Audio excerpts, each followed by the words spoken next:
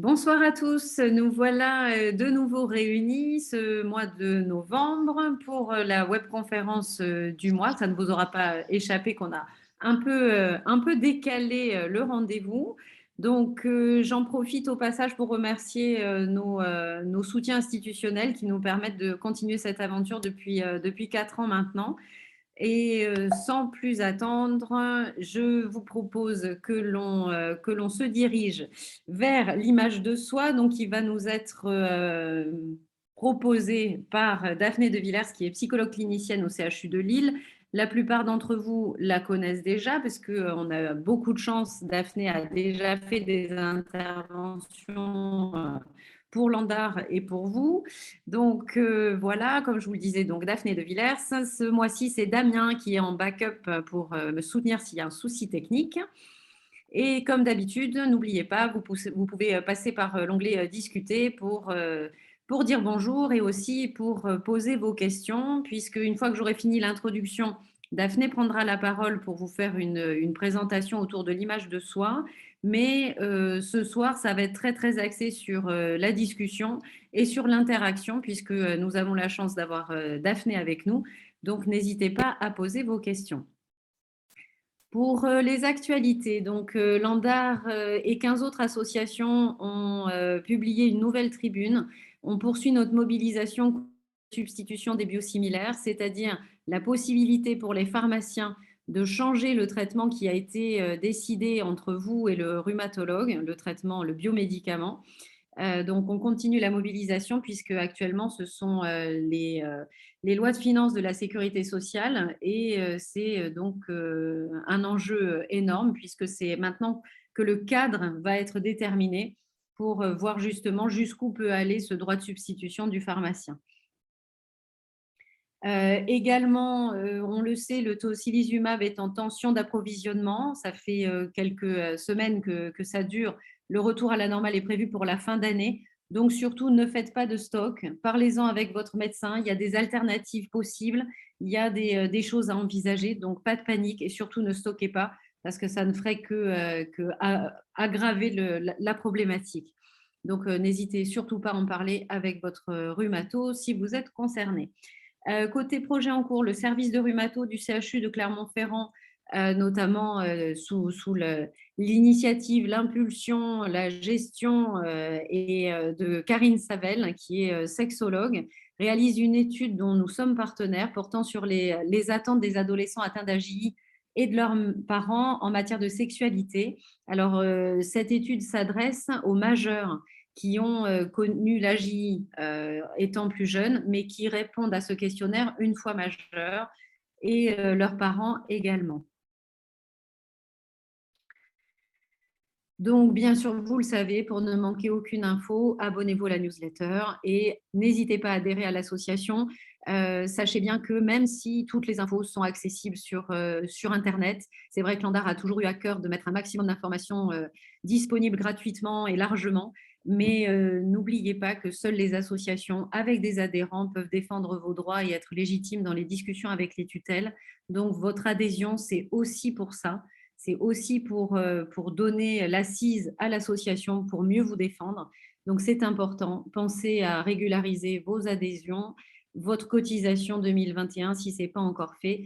Eh ben, n'hésitez pas à le faire. Merci. Et donc, maintenant, je laisse la parole à Daphné. Donc, Daphné, c'est à toi. Si tu veux partager ton écran.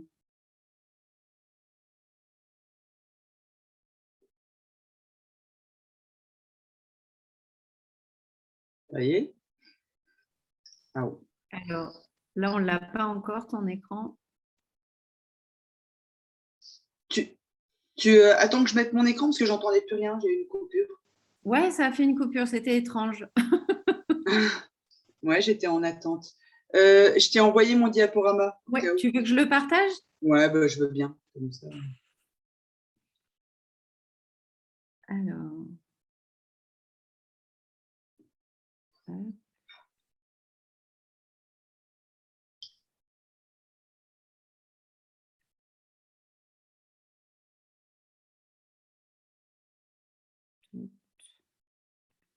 Ça arrive. Je pense que le bug venait de mon ordi, en fait. Et voilà. Parfait. Ouais, du coup, je t'ai oublié de... Voilà. Ok, on est parti. Alors, merci beaucoup de m'avoir proposé de parler de l'image de soi et de la polyarthrite. Effectivement, un sujet important parce que quand on souffre de maladies chroniques comme ça, avec des déformations, avec une atteinte physique, une atteinte motrice, l'image de soi va être modifiée. Seulement, je voulais, avant de pouvoir aborder le sujet, faire un petit point sur la différence entre, c'est la diapo suivante, le schéma corporel et l'image du corps. Puisqu'en fait, on a un peu deux perceptions de notre corps. L'image de soi, l'image corporelle, c'est plutôt la manière dont on va se percevoir. L'image vraiment visuelle qu'on a à l'intérieur de nous-mêmes. Je ne sais pas si c'était très clair. Alors que le schéma corporel, c'est impliqué dans l'action. C'est-à-dire que c'est en bougeant, en vivant, en se déplaçant, en faisant des activités qu'on va ressentir son corps, qu'on va ressentir de la force, qu'on va ressentir une raideur. Et à force de ressentir comme ça des informations, par exemple de raideur un peu répétitives, ça va venir modifier le schéma corporel qu'on pouvait avoir au départ. Fait que l'image de soi est un peu plus stable, alors que le son est mauvais. Bon, je me rapproche, peut-être que ce sera mieux. Le schéma corporel donc, va se modifier régulièrement au cours du temps, en avançant en âge. Forcément, on n'a pas le même schéma corporel en étant enfant, ado, adulte et en ayant une maladie, en faisant du sport. Quoi qu'on fasse, notre schéma corporel va se modifier. L'image de soi se modifie de manière un peu plus lente. Parfois, d'ailleurs, elle reste un peu figée et n'est pas tout à fait adaptée à notre vécu.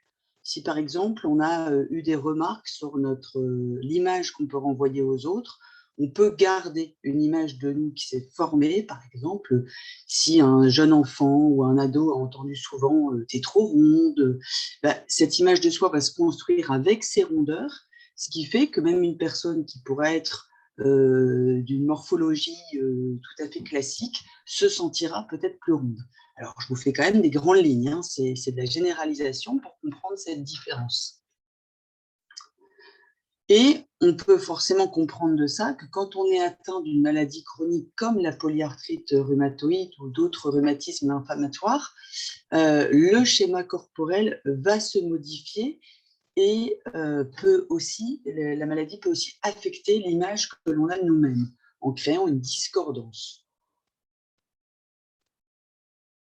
On peut aller à la suite. Donc, je reprends sur l'image de soi. Elle est propre à chacun. Elle se construit de manière purement subjective. Elle dépend donc de notre vécu, de nos expériences de vie, de la manière dont on a été éduqué, ce qu'on a reçu comme information sur nous, la manière aussi dont on a pu grandir et se comprendre soi-même. Et par là, elle va être en lien avec la confiance en soi. En fait, l'image de soi et la confiance en soi sont très liées parce que la manière dont on va se percevoir, donc l'image de soi, va forcément interagir et intervenir sur un niveau de confiance en soi. Je laisse passer la suite. Voilà. L'image de soi, elle est présente, quoi qu'il arrive, indépendamment de la maladie, mais elle est affectée par elle.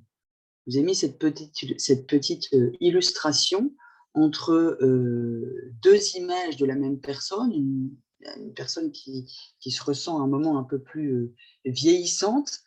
Et effectivement, quand on est fatigué, quand on a des douleurs, quand on est limité dans ses actions, on peut sentir un schéma corporel qui va se modifier, qui va venir se confronter à l'image de soi et qui va créer ces discordances, qui crée un inconfort et qui crée une perte de confiance en soi, qui peut être vraiment importante parce que finalement, on ne sait pas trop ce qu'on peut faire avec son corps, on ne sait pas trop comment on peut vivre et on verra par la suite qu'il y a vraiment des phases d'adaptation et qu'il est important d'en tenir compte. Donc, c'est vraiment important de travailler sur son image.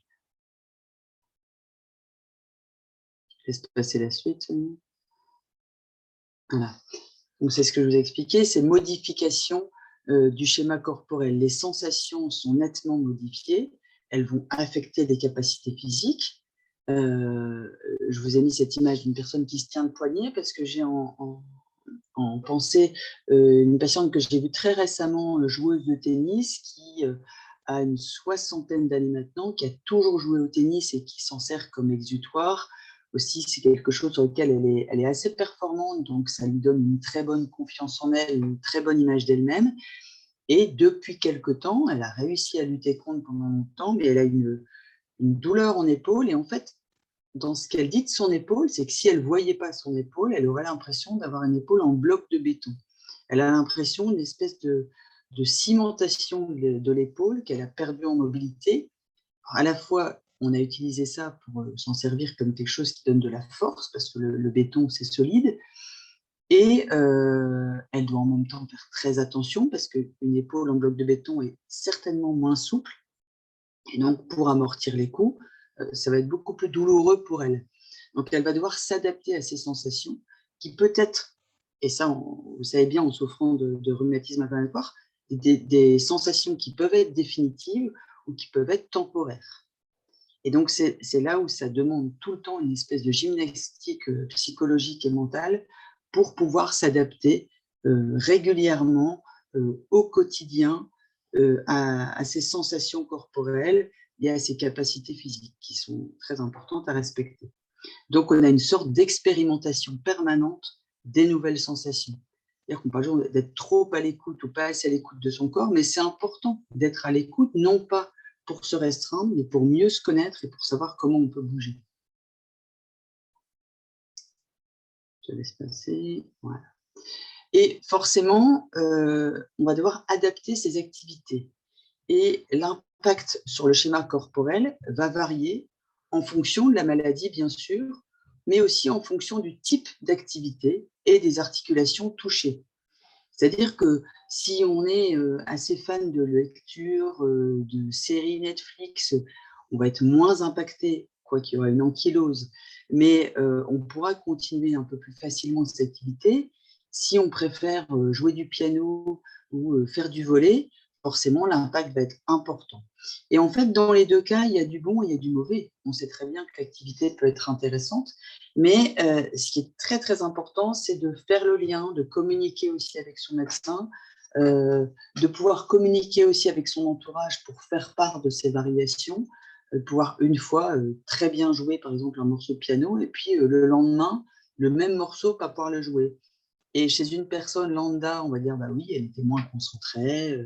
Et on va essayer de trouver des raisons et on va essayer de faire des efforts pour mieux jouer. Quand on souffre de polyarthrite rhumatoïde, de rhumatisme inflammatoire, les causes peuvent être purement physiques et qu'il y a une inadaptation.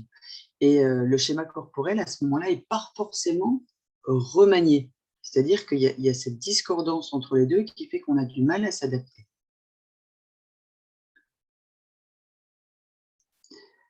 Alors, on parle de l'image du soi, on parle du regard sur soi, mais il y a un autre facteur qui est important et qui vient modifier aussi l'image de soi, c'est le regard d'autrui. Effectivement, on peut, j'ai mis cette petite image d'une personne qui ne se reconnaît pas dans le miroir, ce qui peut arriver indépendamment d'une maladie, mais qui est encore plus fréquente. Et l'image de soi, c'est même pas l'image dans le miroir, hein, c'est vraiment l'image qu'on a de soi à l'intérieur de soi-même. Et ça peut être différent. On sait très bien que parfois, on peut se ressentir en pleine forme, et puis le corps ne suit pas. Et parce que voilà, il y a cet aspect différencier entre l'image de soi et les perceptions corporelles immédiates. Le regard d'autrui est extrêmement important. C'est pour ça que j'ai mis cette image un peu monstrueuse où on voit le parallélisme du regard d'autrui qui est symbolisé par cette espèce de monstre au-dessus de la personne, mais qui va finalement impliquer une espèce de courbure de la personne. Vous pouvez imaginer qu'une personne qui se tient de cette manière-là, même si elle se tient comme ça à cause de ses douleurs, a une perte de confiance en elle, a une image d'elle-même qui est dégradée et aura plus de difficultés aussi sur le plan psychologique. Donc, c'est important de tenir compte aussi de ces perceptions d'autrui, en tout cas de savoir qu'elles existent, mais de pouvoir se construire indépendamment de celles-ci et de pouvoir avancer à son propre rythme, c'est-à-dire apprendre à se connaître soi-même pour ne pas souffrir davantage de ce regard des autres.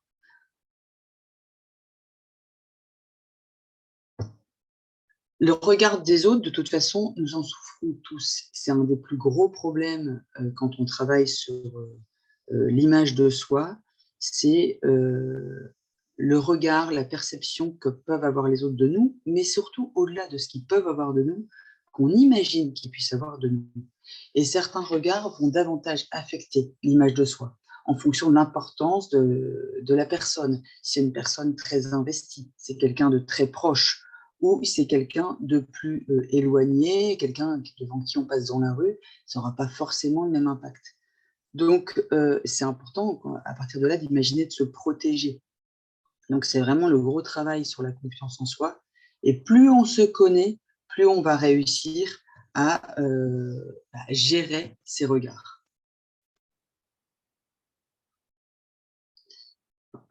Ok. Alors, l'image de soi et la confiance en soi, vous voyez que j'insiste beaucoup sur cet aspect parce que ça me paraît tout à fait essentiel. Quand on se sent fatigué, on dit aussi « je dois avoir l'air fatigué ». Si quelqu'un dit « ah bah dis donc, tu as une sale tête aujourd'hui », ah bah oui, je dois avoir l'air fatigué. Pourtant, je ne me sentais pas particulièrement fatigué. Mais du coup, ça fait appel à la fatigue, ça affaiblit la personne qui va se sentir aussi plus vulnérable. Si par contre, on arrive à se détacher de la parole de l'autre et de son regard, on peut garder son état pour soi et savoir comment on fonctionne soi-même, pouvoir affronter la journée comme on a envie de l'affronter. C'est-à-dire vraiment de tenir compte des sensations et des facteurs internes beaucoup plus que des facteurs extérieurs. C'est important, du coup, de travailler sur soi régulièrement, toute sa vie, qu'on soit malade ou pas, mais on va dire que c'est d'autant plus important en étant malade qu'en temps ordinaire, puisqu'on va être affecté davantage. Et comme je le disais, il y a des modifications tellement fréquentes, tellement régulières, et qui sont surtout incontrôlables et imprévisibles, que ça demande vraiment cette aptitude d'adaptation permanente du schéma corporel, de pouvoir dire, voilà, en ce moment, je peux faire ci, en ce moment, je peux, d'apprendre à le communiquer aussi pour le faire comprendre aux autres et pouvoir limiter l'impact des remarques extérieures et mieux gérer son quotidien. Ça permet vraiment, voilà, cette connaissance de soi va permettre de mieux gérer les aléas extérieurs et mieux gérer les modifications que vont apporter la maladie. D'où l'importance, et je finirai là-dessus pour laisser place aux questions, l'importance vraiment de se réconcilier avec son corps par une meilleure connaissance de son image de soi. Alors ça paraît simple de dire on se réconcilie avec son corps, parce que quand le corps ne fait pas exactement comme on a envie qu'il fasse, on est plutôt en colère contre son corps, on a des émotions plus négatives, on peut avoir de la colère, on peut avoir de la tristesse, on peut avoir de la déception, on peut même avoir de la peur de ne pas pouvoir bouger comme on veut.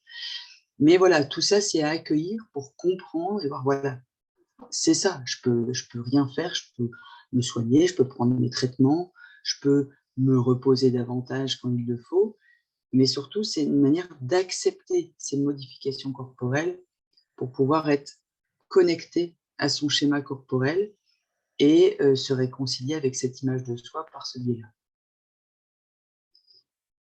Je laisse place maintenant aux échanges, aux questions. N'hésitez pas, s'il y a des points que vous n'avez pas forcément saisis, compris, on peut revenir dessus. Je vous laisse tout à fait libre de communiquer avec moi ou avec Sonia.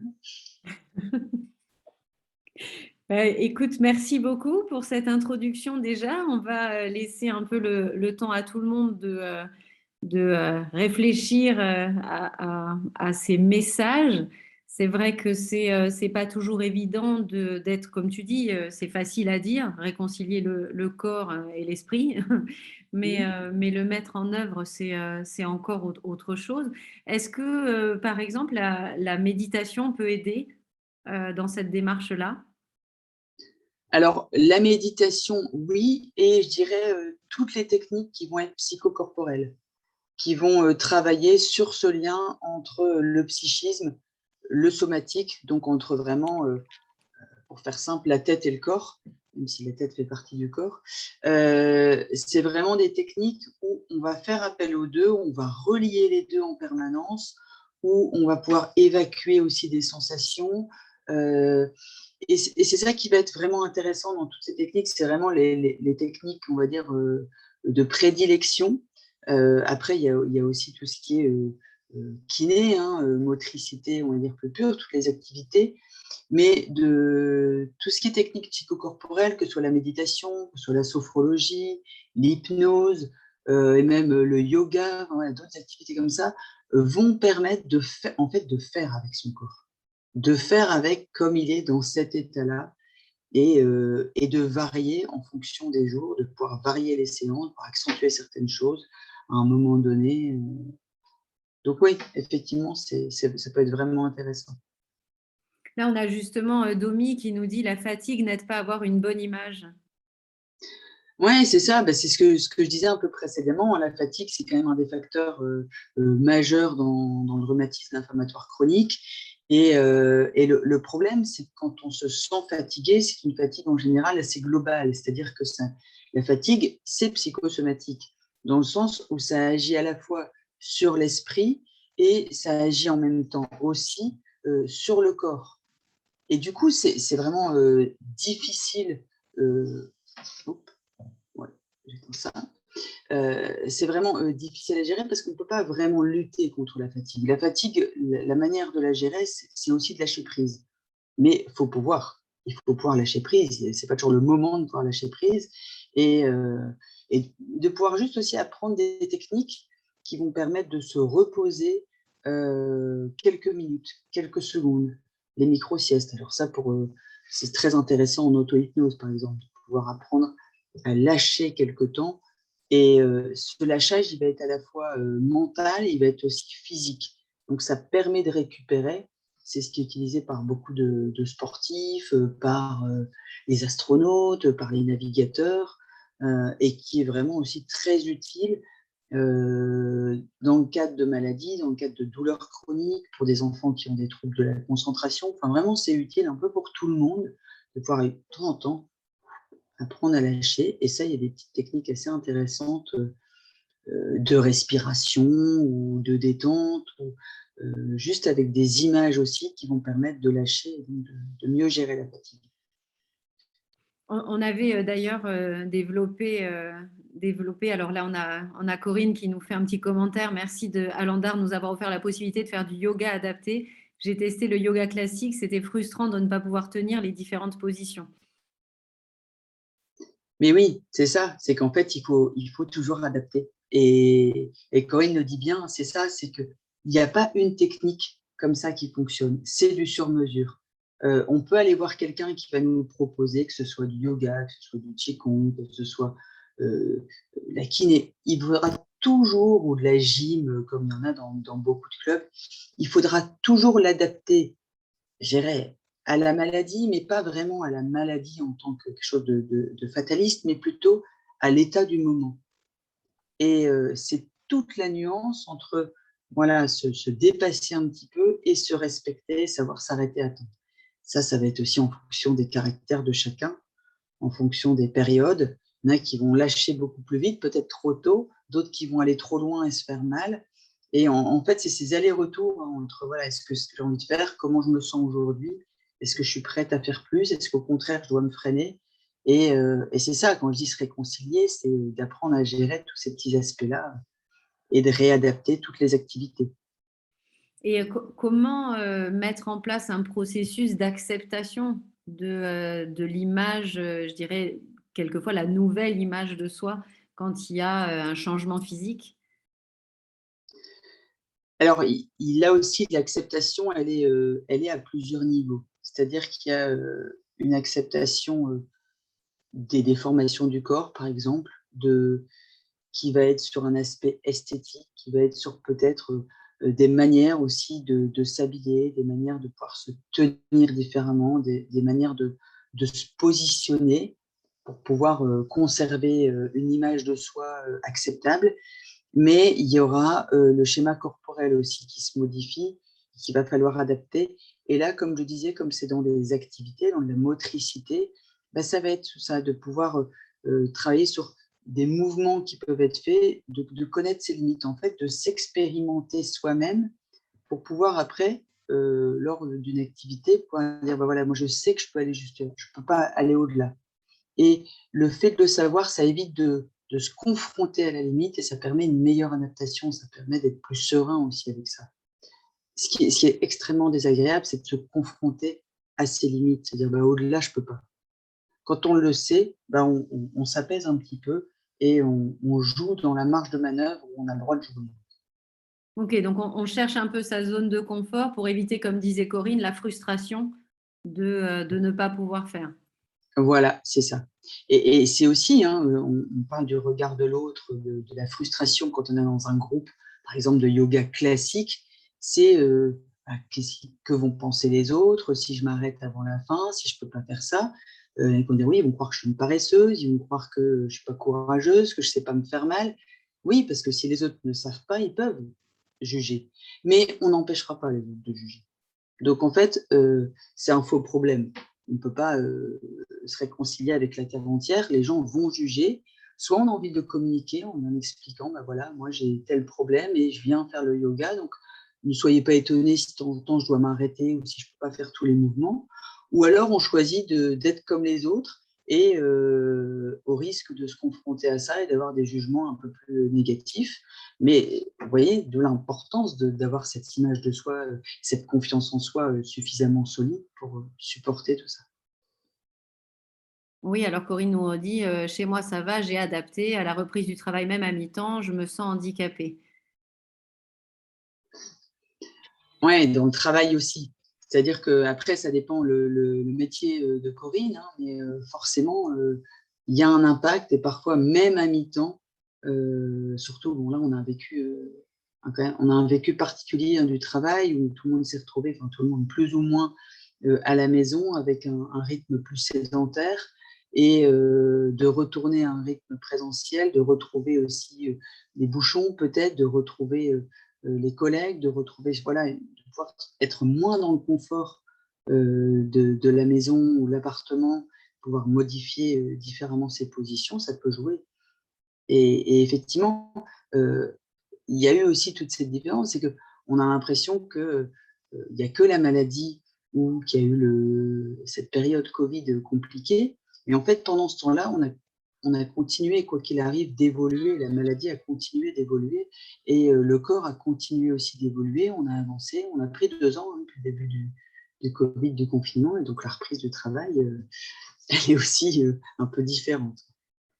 Alors, Marie nous faisait un commentaire en nous disant, j'ai constaté qu'il y a des jours avec et des jours sans, confiance, acceptation, espérance, et rien n'y change, ni méditation, ni respiration, rien du tout. J'accepte maintenant ces jours-là car je sais qu'il y aura un jour avec à venir. Et il est vrai que les jours sans sont les jours où les douleurs sont les plus importantes. Oui, en fait, les jours, de douleur, les jours de douleur qui peuvent être un jour ou qui peuvent être plusieurs jours en suivant, qui peuvent être quelques heures, qui peuvent en fait, c'est ça que la grande difficulté, c'est qu'on ne sait pas combien de temps. On ne sait pas quand ça va commencer. C'est-à-dire qu'on a beau avoir prévoir, bah oui, c'est vrai, demain soir, j'ai une petite sortie avec des copines et bah, zut, depuis ce soir, je recommence à avoir mal. Est-ce que j'aurai mal demain? Est-ce que je devrais annuler? Je vais essayer de faire mes techniques de respiration, je vais essayer de me reposer pour pouvoir tenir le coup, mais c'est pas sûr que ça marche.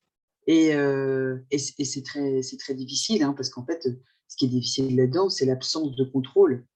Et on peut essayer, heureusement, c'est important d'avoir différentes techniques qui peuvent fonctionner parfois ou la plupart du temps, mais c'est pas, ce sera jamais une certitude, puisque ce qui a fonctionné un jour, ça a fonctionné dans un état de la personne, à un moment donné de son état.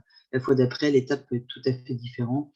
C'est une articulation différente qui est touchée, ou c'est un niveau d'inflammation plus fort, ou il y avait déjà de la fatigue, ou il y a un rhume qui se surajoute. Enfin, voilà, il y a un certain nombre de facteurs qui vont faire que, et je ne parle pas de l'état émotionnel, mais qui est majeur, qui va influencer et qui va empêcher de gérer.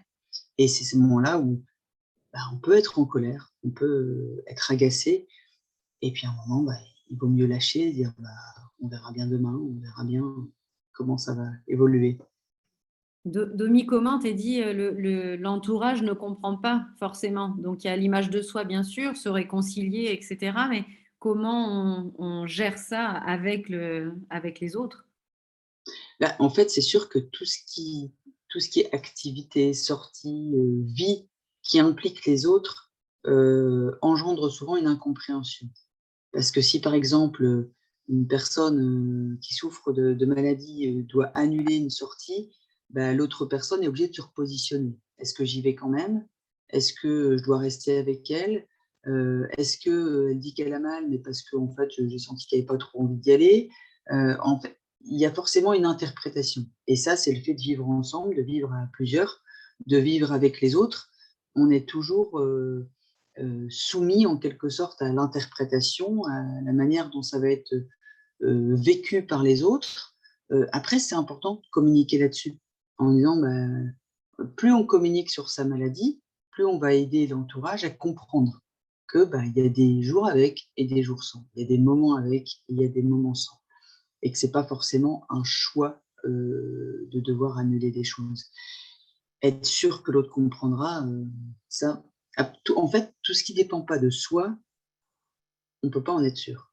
On peut être sûr que de ce qu'on est nous, c'est déjà pas simple, de ce qu'on ressent, mais être sûr de le faire comprendre aux autres, ou d'avoir cette, je dirais cet aval d'avoir le droit d'être malade quasiment, ça c'est plus délicat. Donc, le commentaire d'Hélène qui dit qu'elle partage le même ressenti que Corinne. Au travail, tout est plus difficile. La fatigue pèse de tout son poids, la douleur aussi. Et elles affectent la relation aux collègues, même s'ils sont bienveillants, avec l'impression d'être inefficaces. Oui, la famille, les enfants et les amis ne comprennent pas toujours notre fatigue. Donc là, on en revient aussi à cette confiance en soi, finalement, Ouais. ce sentiment d'inefficacité. Ouais, en fait, d'être inefficace, l'efficacité, elle est relative. C'est-à-dire que, qu'est-ce que ça veut dire être efficace? Mais on a notre, là aussi, hein, ça fait partie de l'image de soi, on a un peu notre niveau de performance ressenti. On sait ce qu'on est capable de faire. Et quand, à cause d'une modification du corps, on est, en deçà de ce qu'on est capable de faire, on se sent inutile, on se sent incapable. Donc, l'image de soi est affectée, et c'est accentué bien sûr par les autres, parce que si soi-même on a déjà du mal à le comprendre, à le supporter, pour les autres, ça va être encore plus fort, parce qu'ils sont pas dans le corps de la personne qui souffre, donc ils pourront pas imaginer ce que ça fait. Donc, ouais, c'est sûr que ça affecte, forcément, la confiance en soi, avec ce sentiment de vulnérabilité, et d'être un Oui. peu à la merci de son corps. Et Corinne qui rajoute le stress de ne pas pouvoir travailler au même rythme que les collègues, de ne pas suivre, de pas être au même niveau que les autres. Donc, ça renvoie encore une difficulté. Oui, et en fait, on pourrait penser que, on peut rencontrer ce problème quand le travail est physique, sur une activité, manuelle, ou sur des choses à porter ou à déplacer. Mais en fait, pas du tout, parce que, dans la maladie, il y a la douleur, et on n'a pas besoin de bouger pour avoir mal, hein, quand on souffre de polyarthrite, et on n'a pas besoin non plus d'avoir un métier où on est en mouvement véritablement pour être fatigué.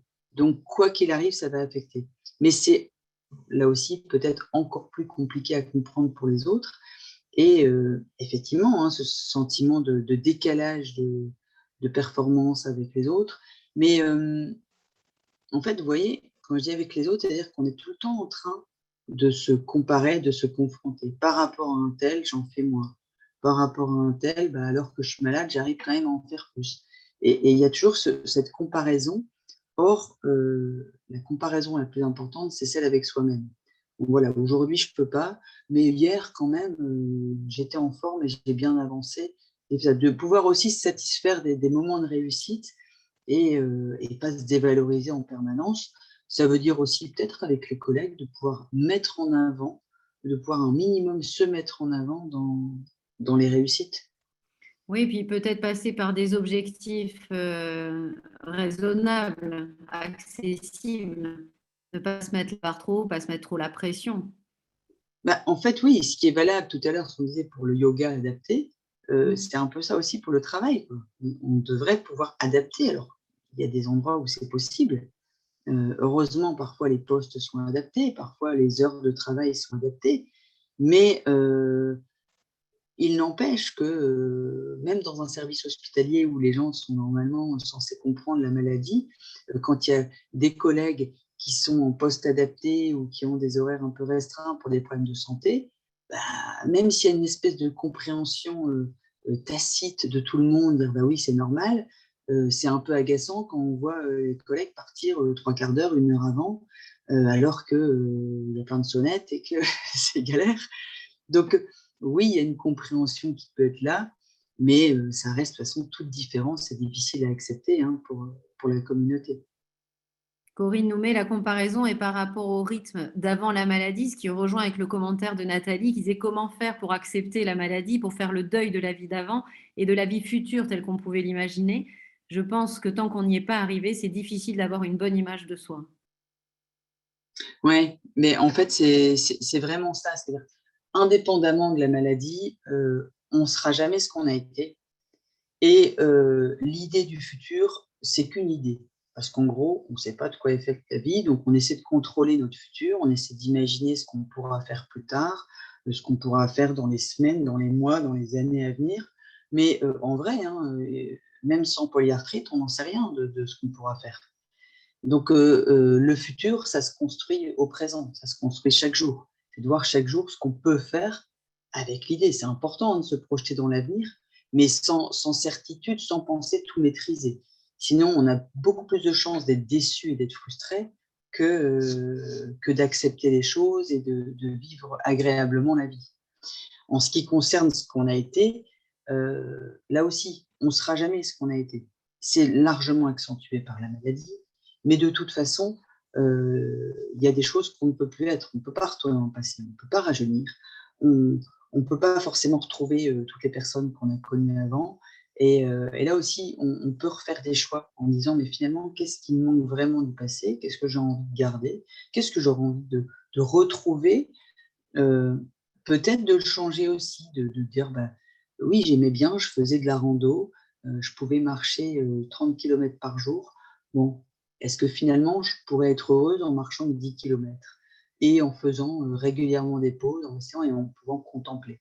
C'est une autre manière de faire la rando, mais qui peut être aussi agréable, plutôt que de devoir régulièrement faire des deuils plus globaux. Finalement, j'invite davantage à faire des deuils partiels du passé. Et encore une fois, dans une idée d'adoucir les choses, on dit qu'il faut être gentil avec son corps, mais il faut être gentil aussi avec son esprit et éviter des ruptures trop brutales si on le peut. Alors là, c'est intéressant parce qu'on a d'un côté Domi qui nous dit le fait que la maladie ne se voit pas forcément n'aide pas l'entourage à comprendre. Et parallèlement à ça, Marie qui nous partage que alors qu'elle allait mieux et qu'elle pouvait travailler à plein temps, on lui a refusé un poste de direction en raison de son handicap et de l'image qu'elle pouvait renvoyer aux équipes, une image corporelle qui avait été affectée. Elle a changé d'employeur et pris un poste à responsabilité où elle a eu des périodes où elle était moins performante, mais l'environnement était bienveillant et elle a pu conserver le poste et même évoluer. Oui, ben, on voit bien, voilà, on est quand même en vivant en société, en vivant en entreprise, soumis aux autres d'une certaine manière. C'est-à-dire que, mais heureusement, genre, je ne sais plus le prénom de la personne, mais elle a extrêmement bien réagi. C'est-à-dire plutôt que d'accepter comme ça Ouais, de subir. son incapacité et de le subir, bah, c'est dire non, je sais de quoi je suis capable. Vous voyez, c'est là où la confiance en soi et la connaissance de soi est extrêmement importante. De dire, mais en fait, moi, j'ai envie de quoi je me sens capable. Que eux ne sachent pas de quoi je suis capable ou qu'ils n'aiment pas l'image que je renvoie, c'est une chose. Mais moi, je vais devoir prouver que je suis capable. Alors oui, plus on est malade, plus on est différent, plus on doit prouver. Plus on est classique, plus c'est facile. Mais plus on a des différences, plus il va falloir prouver, se battre, trouver d'autres chemins pour y arriver. Mais c'est un bel exemple parce que ça prouve que c'est possible. Et effectivement, est-ce qu'il faut privilégier le côté carrière purement, ou le côté bienveillant, c'est d'avoir plaisir d'être au travail avec des personnes aussi plus agréables, plus tolérantes. Et c'est vraiment là aussi un mix de l'ensemble, hein, ça dépend ce dont on a besoin. Et c'est important de connaître ses propres besoins, de savoir ce qui nous fait sourire. Quand on se dit, tiens, demain je vais au travail, qu'est-ce qui est important? Ah, je suis contente, je vais voir tel collègue, je vais voir un tel, on va rire. Oh, puis le midi, on mangeait ça. Ou j'adore le projet sur lequel je travaille, c'est hyper intéressant. Peu importe, machin, il n'est pas très sympa, il va encore me mettre des bâtons dans les roues, mais moi, le projet me fait avancer. Et c'est important de savoir pourquoi on se lève le matin, pourquoi on fait ça. Alors, Hélène nous dit qu'elle est beaucoup plus irritable qu'avant parce que très fatiguée, sur les nerfs, ce qui n'arrange rien, sûrement lié à ce problème d'image de soi, de perte de confiance. Alors, elle est gentille, elle dit ces échanges, quand d'art permet, sont une bouffée d'oxygène. Ouais, c'est sympa. En fait, oui, ça rend irritable, en fait. Ça rend irritable d'être...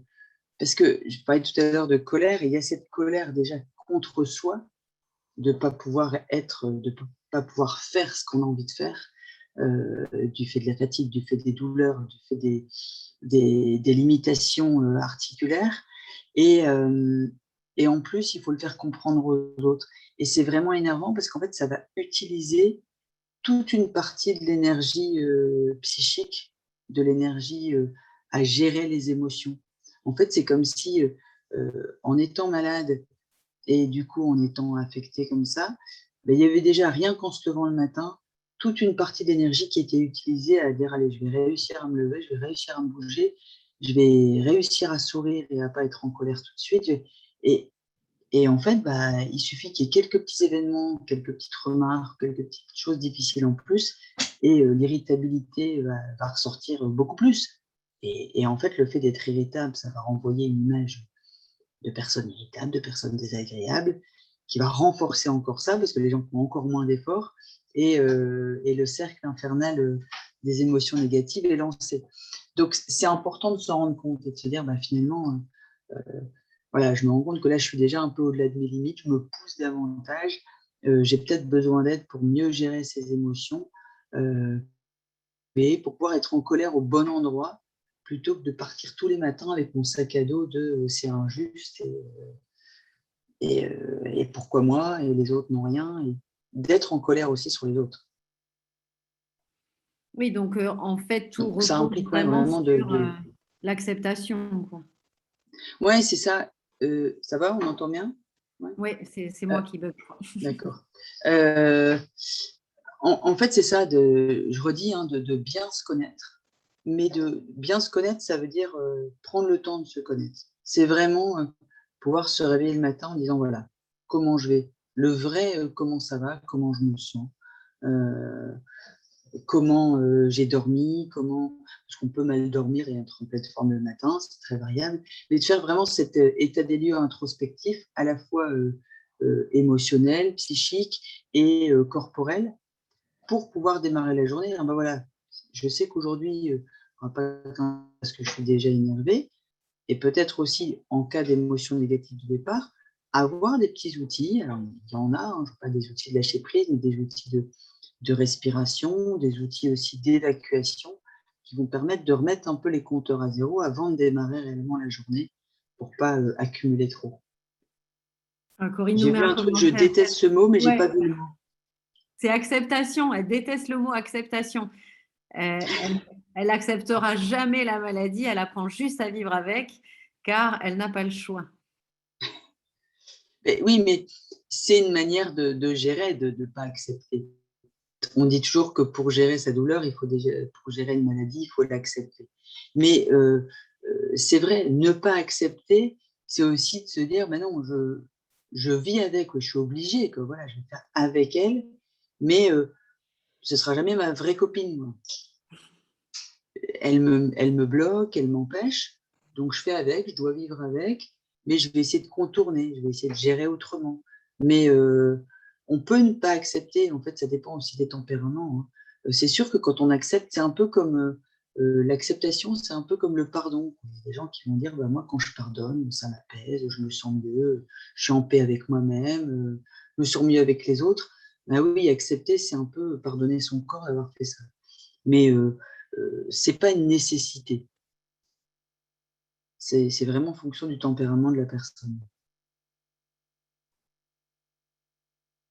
Ah ouais. Et, bon, voilà, il y a des commentaires autour de ça, hein. Bien sûr, l'acceptation ne veut pas forcément dire de devenir un maître Bouddha, quoi. C'est d'accepter que la maladie est là. En fait, c'est ça, c'est de se dire, bah, de toute façon, elle est là. Mais vivre avec et accepter, il y a des similitudes, hein. C'est-à-dire, de toute façon, elle est là. Bah, si je pouvais, je l'enlèverais, mais je peux pas. Donc, je fais ce qu'il faut. J'ai mes traitements, j'ai mon suivi, j'ai voilà, mes petites astuces pour tenter de gérer. Parfois, tout ça va être suffisant. Parfois, il va falloir, on n'aura pas les outils. Et c'est là où c'est important de dire, OK, je lâche. Parce que de toute façon, lutter contre la douleur, lutter contre une articulation douloureuse, ça fait qu'empirer la douleur. Dire, je pense pas qu'on puisse soulager une articulation en forçant dessus à un moment où ça fait mal. Donc, c'est ça l'acceptation, en fait. C'est-à-dire, bah, je continue un peu pareil, mais je force pas davantage, ou bah, je vais forcer, mais j'accepte d'avoir plus mal après. Dans tous les cas, hein, il y a dans la manière de faire avec, il y aura une part d'acceptation, mais ce ne sera pas un niveau d'acceptation, voilà, comme tu le disais, de mettre, Oui, c'est de ça, mettre c'est pas Bouddha. Ce l'intégration. sont des espèces de micro-acceptations temporaires. Et, et je disais, il y a pas, la manière d'accepter, ça peut être, bon, bah, c'est tout, aujourd'hui, je fais rien, je reste en moi. Et ça peut être, non, bah, je continue ce que j'ai à faire, mais j'accepte d'avoir la douleur. Ou non, j'accepte pas d'avoir la douleur, mais de toute façon, je dois faire avec et je vais faire mon activité, je vais essayer de prendre plaisir dans cette activité. Ça sera une autre manière de gérer ce handicap et cette douleur. Oui, si le mot acceptation est irritant, peut-être être sur le faire face, en fait. Ouais, mais après, on a chacun les mots qui irritent. Il y en a Ouais. qui n'aiment pas le mot travail, il y en a qui n'aiment pas le mot rangement, il y en a qui n'aiment pas le mot acceptation. Le tout, c'est de trouver soi-même son petit aménagement. Sa Mais là petite aussi, adaptation. on n'empêchera pas les autres d'utiliser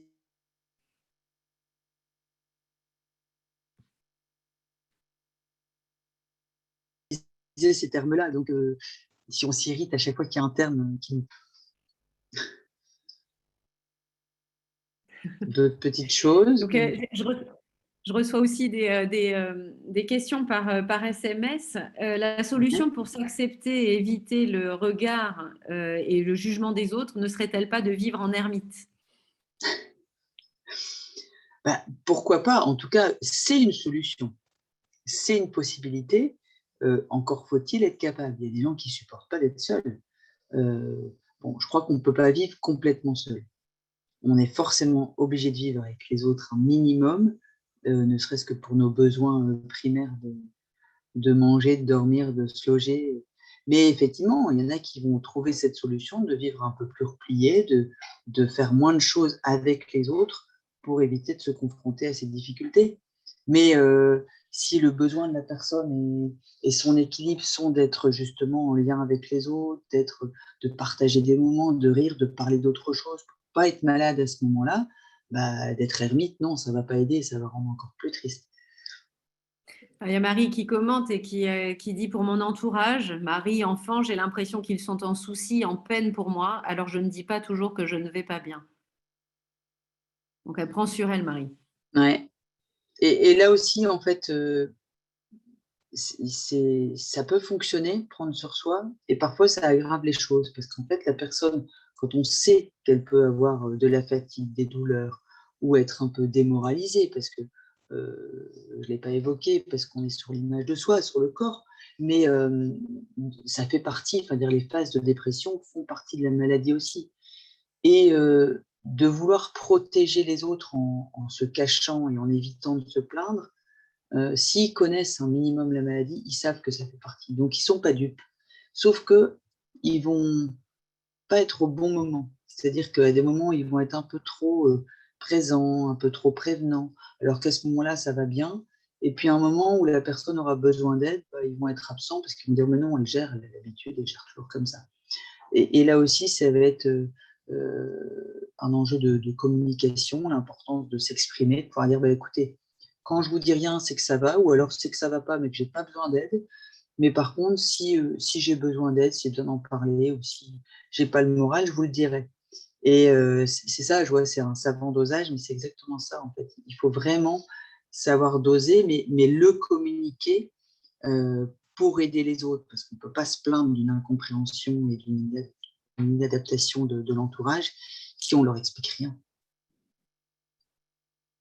Oui, avec la conscience aussi que c'est pour eux aussi une nécessité d'adaptation et d'acceptation.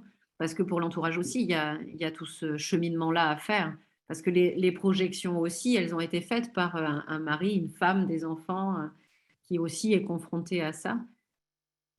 Oui, c'est ça, c'est que ils savent pas forcément l'évolution que ça va prendre. D'ailleurs, la personne propre qui en souffre ne sait pas exactement comment ça va se passer pour la suite, donc pour l'entourage non plus. Et oui, ils doivent se réadapter en permanence et il y a des jours ou des périodes où ils seront en capacité de s'adapter parce qu'ils sont suffisamment eux aussi en forme pour le gérer. Il faut pas oublier que c'est pas parce que l'entourage n'a pas de rhumatisme inflammatoire que tout le monde va très bien tout le temps. Ils ont quand même des émotions, ils ont quand même des journées plus difficiles que d'autres, ils ont quand même de la fatigue, ils ont quand même des douleurs parfois. Mais c'est difficile d'entendre quelqu'un d'autre se plaindre de fatigue, de douleur, en disant, mais ils ne savent pas ce que c'est. Mais si, ça existe chez tout un chacun, ça existe beaucoup, les insomnies aussi. Donc, ouais, tout le monde n'est pas toujours en disposition de pouvoir aider l'autre, pouvoir être compatissant, pouvoir être accueillant. Et c'est ça, c'est un savant dosage de soi, de l'autre, de ce qu'on dit, de ce qu'on ne dit pas, de se plaindre, mais pas trop, de pouvoir dire, là, je suis contente, je suis en forme, j'ai réussi à faire ça, parce que ça aussi, ça fait du bien. Mais c'est pas parce qu'on dit que demain, on pourra encore le faire. C'est toujours ça, quoi. Je suis content, alors demain, on va dire, vas-y, refais-le. Mais non, aujourd'hui, je peux pas. Et autre question SMS, trop prendre sur soi, ça ne risque pas d'exploser fois 3000 au final? Si, on peut pas tout prendre sur soi. C'est ça, c'est pour ça que je dis l'importance de le communiquer, de l'exprimer. Quand je dis l'exprimer, c'est l'exprimer aux autres, mais c'est déjà de l'exprimer à soi-même. C'est-à-dire déjà de reconnaître. En fait, prendre sur soi, qui fait que ça explose, c'est de temps en temps de même soi-même être un peu dans une sorte de déni. Non, non, mais ça va aller, je gère, tout va bien. Et de s'empêcher même la pensée que, non, en fait, là, je suis pas en forme, j'ai quand même vraiment mal là au genou. Et on n'est pas obligé de le dire aux autres, ça c'est encore une autre étape. Mais déjà, c'est pour ça que je parle de ce temps d'introspection un peu régulièrement, qui est valable pour tout le monde, même indépendant de la maladie, pour pouvoir se mettre au clair en disant je vais comment, qu'est-ce que je suis capable de faire, qu'est-ce que je ne veux pas vivre aujourd'hui, quels seraient mes besoins par rapport à mon état, et de pouvoir déjà se l'apporter soi-même, pour pas accumuler, pour pas exploser, parce que l'explosion, elle aura en plus, elle sera souvent un mauvais escient. Il va arriver à un moment qui n'a pas de rapport avec l'accumulation. Hélène ou commente et dit notre entourage a besoin de savoir et peut être dans l'empathie, mais c'est aussi pour eux une source d'angoisse. Je me suis beaucoup plainte, je le fais moins pour les préserver eux aussi.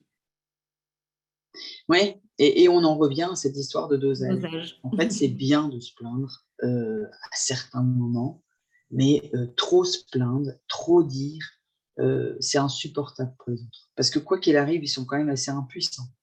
Et donc, il y a un moment, ils vont dire, prends sur toi, débrouille-toi. Enfin, ou ils le diront ou ils ne le diront pas, mais ils auront besoin de le penser. Et ça peut créer aussi des conflits, des difficultés familiales, de couple. Donc, là aussi, on peut se plaindre à soi-même, on peut se dire, voilà, j'ai ça, j'ai besoin de quoi? Est-ce que je peux me l'apporter moi-même? Par exemple, là, j'aurais besoin de ne pas préparer le repas et d'aller prendre un bon bain. Est-ce que je peux me permettre? Donc, on n'est pas obligé de se plaindre. On peut dire juste, là, j'aurais besoin de prendre un bain. Est-ce que tu peux gérer le repas? Ou alors je le ferai après mon bain. Et c'est accepté, c'est pas accepté. Mais c'est vraiment être à l'écoute de ses propres besoins. Or, pour beaucoup, avec l'idée, Ah ben, j'aurais bien aimé qu'on me propose de prendre un bain et que j'ai pas le repas à faire. Comme si l'autre pouvait deviner les besoins.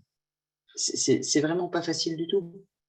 Et de trop se plaindre, dire bah, ça va pas, ça va pas, ça va pas, mais de ne pas s'apporter soi-même même de solutions, ça met l'autre dans une impasse en disant mais oui, ça va pas, mais en fait, moi je sais pas quoi faire, elle sait pas quoi faire, c'est l'horreur.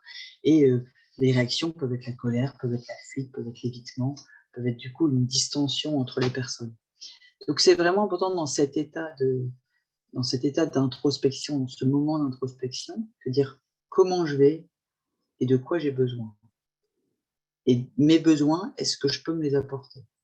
Par exemple, j'aurais besoin de m'allonger au soleil sur une plage. Oui, bah oui, mais là, je suis dans le nord à Lille, il pleut, ça marche pas. Bon, bah, je peux très bien m'allonger près du radiateur pour qu'il fasse chaud. Je ferme mes yeux, je mets des bruits de la mer, et en fait, on peut tout à fait faire comme si on était à la mer. C'est pas pareil, parce que quand on réouvre les yeux, on tombe dans la réalité, mais ce sera un moment d'échappement. Et si on veut vraiment, on peut vraiment y être. Parce que si on écoute ses besoins, on peut être complètement, voilà, c'est ça, on aurait besoin. Et plus on parle de ses besoins, plus on commence à se projeter. En fait, on est en auto-hypnose à ce moment-là. Ok, super. Ben, merci beaucoup. On arrive à la fin de cet échange. Alors, il y a un dernier commentaire d'Hélène. La solution serait de trouver des lieux de parole adaptés où notre douleur peut être accueillie et entendue, psy, association de malades, etc. Donc oui, le partage. Ouais, effectivement. Et oui, c'est ça, en fait, l'avantage, on dirait, de pouvoir voir un psychologue ou un lieu associatif comme ça, c'est en fait de pouvoir parler sans jugement, de pouvoir aussi de temps en temps se plaindre beaucoup sans, et que ce soit accepté et accueilli. En fait, de temps en temps, c'est ça, hein, c'est juste de le recueillir. Et l'empathie, c'est ça, hein, c'est de recueillir et on le pose. Parce que dans l'association, tout le monde ne repart pas avec la tristesse qui a été évoquée. Chez les psys, c'est pareil. On va juste le poser, il y a un endroit pour le poser. Et au moins, la personne qui repart, bah, elle dit bah, voilà, au moins ça a été entendu. On m'a pas dit de me bouger, de prendre sur moi. On a pris les choses telles qu'elles étaient. Éventuellement, on a apporté des outils, mais déjà de pouvoir le dire, Oui, de décharger, quoi. ouais, poser sur le bureau. Merci beaucoup, Daphné. Merci pour ton temps. Merci pour tout ça. C'était passionnant et je pense que tout le monde va repartir avec voilà, des idées ou au moins des pistes pour mettre des choses en place.